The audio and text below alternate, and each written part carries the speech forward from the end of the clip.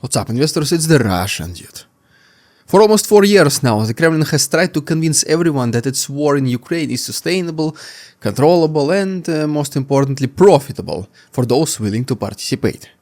Not morally profitable, of course, that ship has sailed somewhere around the first mass grave in every city, but at least financially profitable. The pitch was simple and brutal. Sign a contract, get rich fast, solve all your problems and, well, if you're lucky, come back alive with pockets full of money if you get past the bureaucracy. And for a while this system worked, not because people believed in the war, but because poverty, debt and desperation are very powerful motivators.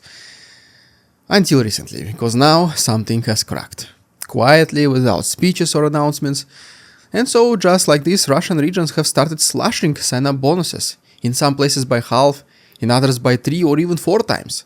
The same war, same risks, the same death rate, but, well, suddenly far less money. 75% less in at least 4 different Russian regions.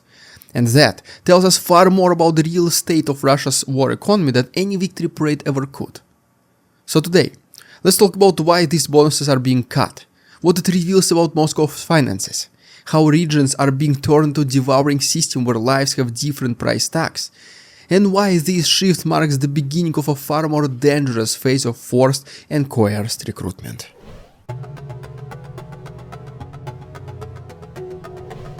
Let's start with the most basic question. Why would the Kremlin cut enlistment bonuses in the middle of the ongoing war?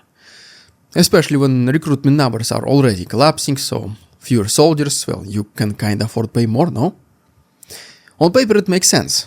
These payments were the backbone of Russia's recruitment strategy. Federal money, regional money, municipal money, all stuck together to create eye-watering sums that dwarfed average salaries. In some regions, a single signature was worth more than an entire year or even several years of honest labor. So obviously that flood of cash allowed Moscow to avoid another open mobilization failure, like the one we saw in September 2022, the one that sent hundreds of thousands of men fleeing across borders overnight. Instead, money bought silence, money bought time, money bought bodies. But money, it turns out, it's not infinite, even in Russia, even in Putin's pockets. In just the first half of 2025, Russian authorities burned through more than 2 trillion rubles on recruitment and military support, hundreds of billions on bonuses alone, and yet the return on investment keeps shrinking. Fewer contracts, more refusals, more stories of unpaid bonuses, delayed salaries, and families left fighting bureaucrats instead of mourning properly. At the same time, the federal budget deficit exploded to more than $61 billion in just 7 months. 4 times higher than originally planned. Oil and gas revenues fell short, taxes underperformed, war spending ballooned, and suddenly someone in Moscow had to admit the unthinkable. Even cannon fodder now costs too much. Apparently, people's lives are valuable and are worth something, believe it or not. So the cuts began. Tatarstan, Chuvashia, Mariel, Belgorod, Samara, Bashkiria, Yamal-Nenets, regions after regions quietly revised its numbers downward. 3 million rubles became 1 million, 1 million became 400,000, even less. In some places, bonuses were slashed to the federal minimum, the bare legal requirement, as if to say, this is the cheapest we can legally pay you to risk your life. No speeches, no explanations, just new banners with now smaller numbers. It's about patriotism now. The war did not get safer, the drones did not disappear, but the price of dying dropped dramatically. While most Russian regions decreased significantly their bonuses, believe it or not, very few were still able to increase it even further. Let's talk about these regions and why it matters in our next chapter.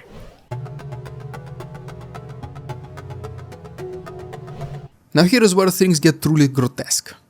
While some regions slash bonuses to the bone, others raise them.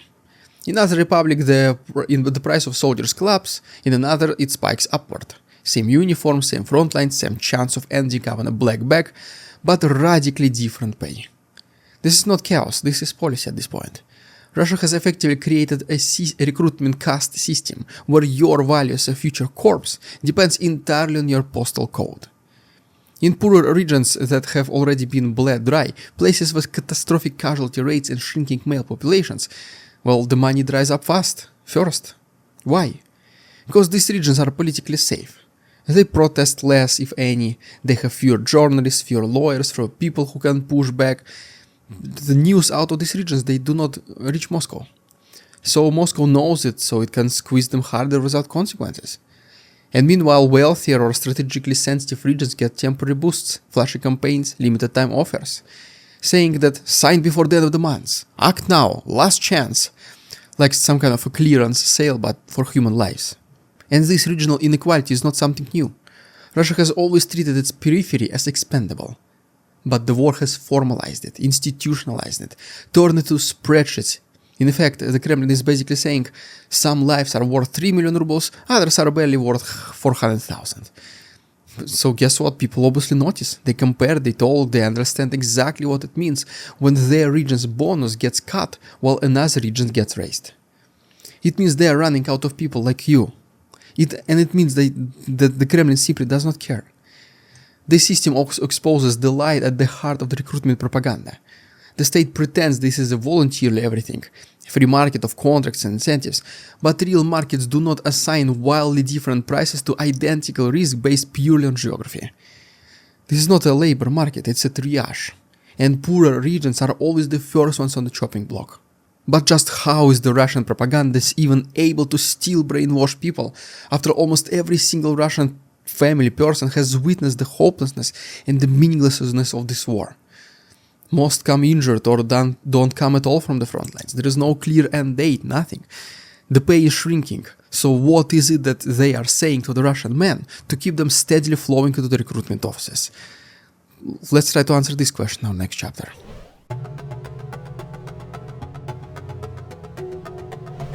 As the money shrinks, the messaging grows louder and more dishonest. Recruitment ads now scream about rear units, support roles, non-combat positions, safe jobs, easy money, minimal risk. It's all the same scam basically, just repackaged. Because everyone who has been paying attention knows exactly how this works. There is no safe contract. There is only how long it takes before you are reassigned or eliminated. Today you guard a warehouse somewhere on Russian territory. Tomorrow you're holding a rifle in a trench because somebody else did not come back from the mid-assault. The ads target the same people they always have.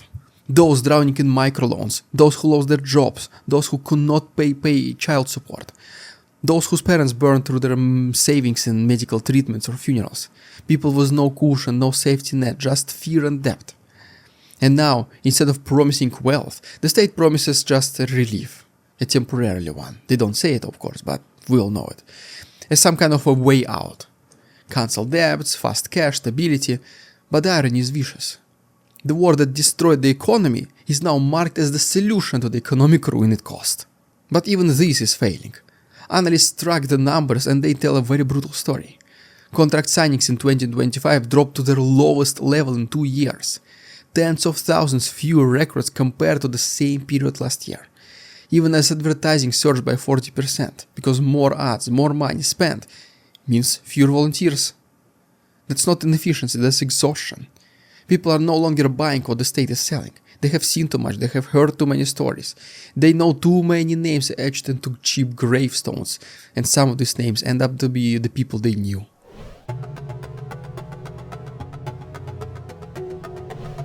And this is where things turn dark.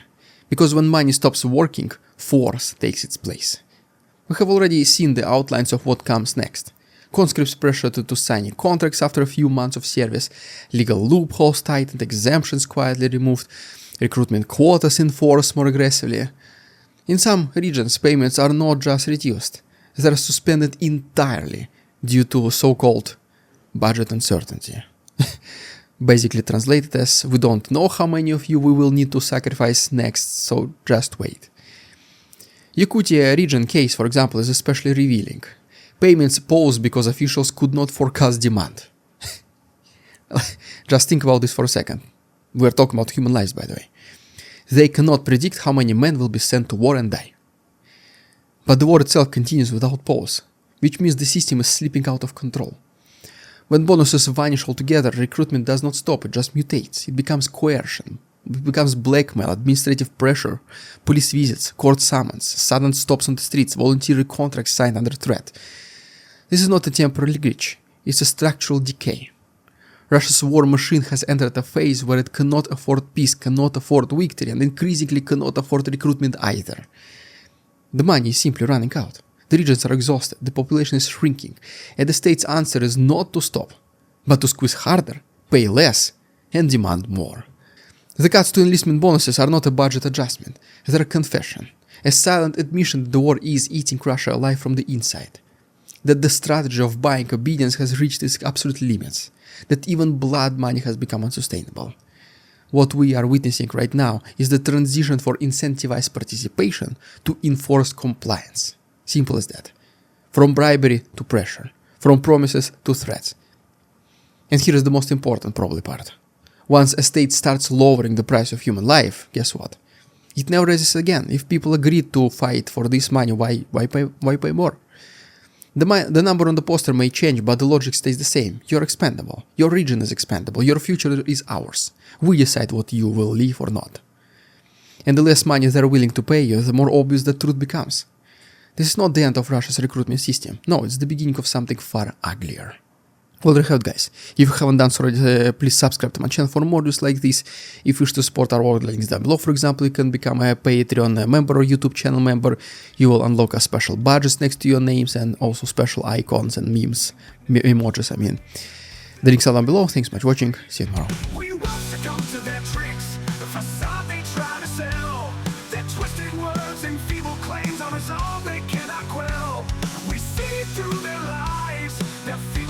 To sway, we do not believe in ridiculous Russian propaganda.